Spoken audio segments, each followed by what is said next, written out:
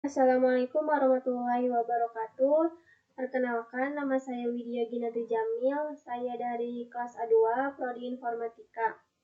Di sini saya akan menjelaskan mengenai beberapa tag yang telah saya pelajari dan dapat digunakan dalam Linux. Yang pertama yaitu ada ID. ID ini berfungsi untuk melihat ID yang ada di Linux, baik ID user, grup, ataupun device yang terpasang.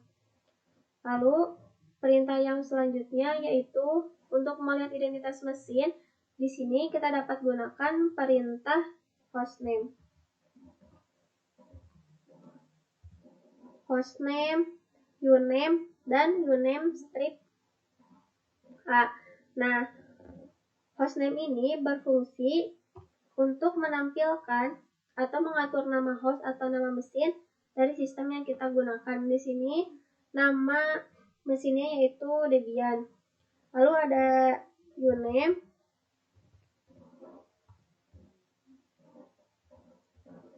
Nah, uname ini digunakan untuk menampilkan informasi spesifik tentang kernel yang sedang berjalan. Yaitu di sini terdapat tampilan Linux.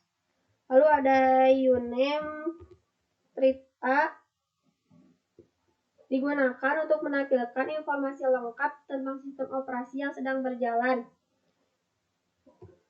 Ini memberikan output yang mencakup beberapa detail penting seperti nama kernel, nama mesin, versi kernel, tanggal dan waktu komplikasi, arsitektur sistem, dan nama distribusi Linux jika tersedia.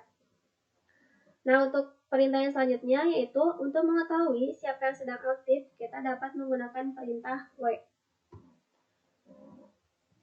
Maka di sini ditampilkan waktu saat ini, lalu ada up31min, yaitu waktu sistem telah aktif sejak booting. Lalu ada satu user yaitu jumlah pengguna yang sedang login. Lalu ada load average yaitu rata-rata beban sistem. Lalu ada user yaitu Widya. Lalu ada TTY yaitu terminal yang digunakan oleh Widya. Lalu ada from yaitu untuk alamat IP atau nama host dari mana pengguna terhubung. Tapi di sini tidak tersedia ya. Lalu ada login yaitu waktu saat pengguna melakukan login, dan ada idle yaitu waktu pengguna dalam keadaan idle. Lalu ada di CPU yaitu waktu CPU yang dihabiskan oleh semua proses pengguna. Lalu ada pCPU yaitu waktu CPU yang dihabiskan oleh proses saat ini. Lalu di sini ada what yaitu aktivitas yang dilakukan oleh pengguna saat ini. Nah, untuk melihat atau mengetahui tanggal, kita dapat menggunakan perintah date.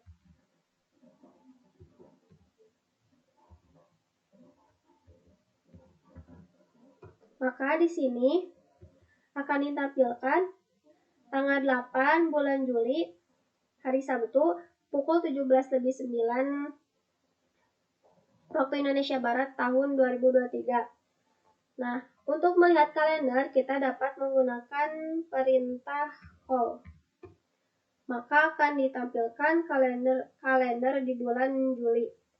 Jika kita ingin menampilkan kalender yang diinginkan, maka jika kita ingin melihat kalender setahun penuh, maka kita dapat menggunakan call strip Y. Maka akan ditampilkan kalender tahun 2023 dari Januari sampai Desember. Lalu perintah yang selanjutnya yaitu ada perintah CFN.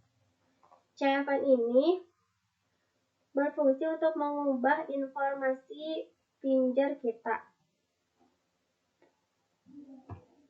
Kita masukkan sandinya. Maka di sini akan ditampilkan mengubah informasi pengguna dari Widya. Kita masukkan saja nomor ruangan, nomor telepon kantor, telepon rumah. Lalu perintah yang selanjutnya yaitu ada mkdir. Nah, mkdir ini digunakan untuk membuat direktori folder baru di dalam sistem file. Fungsi utama dari perintah mkdir adalah untuk membentuk struktur direktori yang diperlukan dalam sistem file. Kalau dalam Windows kita biasa menyebutnya folder. Kita namakan folder ini praktikum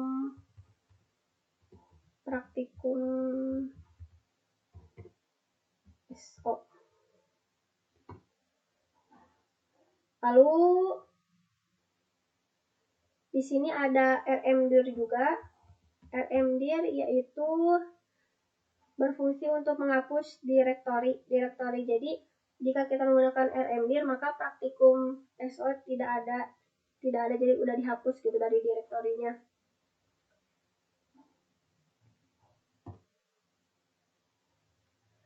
Lalu perintah yang selanjutnya ada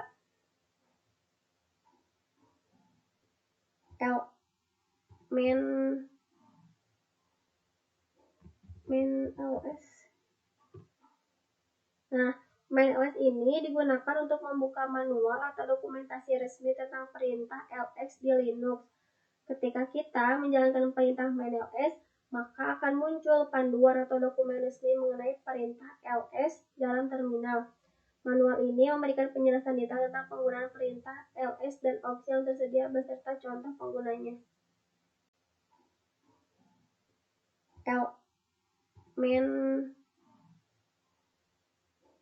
main ls. Nah, main ls ini digunakan untuk membuka manual atau dokumentasi resmi tentang perintah ls di Linux. Ketika kita menjalankan perintah main ls, maka akan muncul panduan atau dokumen resmi mengenai perintah ls dalam terminal. Manual ini memberikan penjelasan detail tentang penggunaan perintah ls dan opsi yang tersedia beserta contoh penggunanya. Jadi itu penjelasan detail tentang penggunaan perintah ls ya.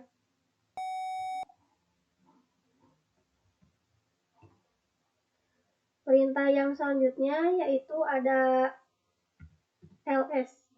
ls atau list dalam Linux digunakan untuk menampilkan daftar file dan direktori yang ada di dalam direktori saat ini. Perintah ls dapat dikombinasikan dengan berbagai opsi untuk menyesuaikan tampilan dan urutan daftar file dan direktori yang diinginkan. Misalnya, nah di sini ada kan tuh praktikum SO. Nah, ada juga selain ls juga banyak opsinya gitu, banyak jenisnya. Ada ls min-l, ini itu berfungsi untuk menampilkan informasi detail mengenai opsi min-l, long atau long format. Nah, perintah ls ini akan menampilkan informasi detail tentang setiap file dan direktori seperti izin akses, pemilik, grup, ukuran, tanggal modifikasi, dan lain sebagainya. Tuh, maka akan ditampilkan seperti ini. Lalu untuk perintah yang selanjutnya ada perintah cv, yaitu untuk mengcopy suatu file. Digunakan untuk mengcopy suatu file. Nah, jadi kan tadi udah dihapus ya si filenya. Jadi kita gak bisa ngopi gitu. Lalu perintah yang selanjutnya ada pwd. Pwd ini digunakan untuk mencetak atau menampilkan direktori kerja saat ini di Linux. Fungsi utama dari perintah pwd adalah memberikan informasi mengenai direktori mana yang sedang aktif atau working directory. Akan ditampilkan seperti itu. Lalu ada cd, yaitu change directory, digunakan untuk mengubah direktori kerja saat ini di dalam shell atau terminal Linux. Fungsi utama dari perintah cd adalah untuk berpindah antara direktori atau masuk ke direktori yang lainnya. Lalu yang perintah yang terakhir yaitu ada clear. Clear ini berfungsi untuk melakukan pembersihan secara menyeluruh pada tampilan program Linux yang sedang dioperasikan. Jadi tag-tag yang sebelumnya yang telah saya coba akan terhapus apabila kita mengetikkan clear di Linux ini. Tuh, maka akan terhapus dan kembali seperti awal. Cukup sekian penjelasan mengenai perintah-perintah yang bisa kita gunakan di dalam Linux. Mohon maaf apabila terdapat banyak kesalahan, karena saya masih ada di tahap pembelajaran mengenai sistem operasi ini. Cukup sekian dari saya. Wassalamualaikum warahmatullahi wabarakatuh.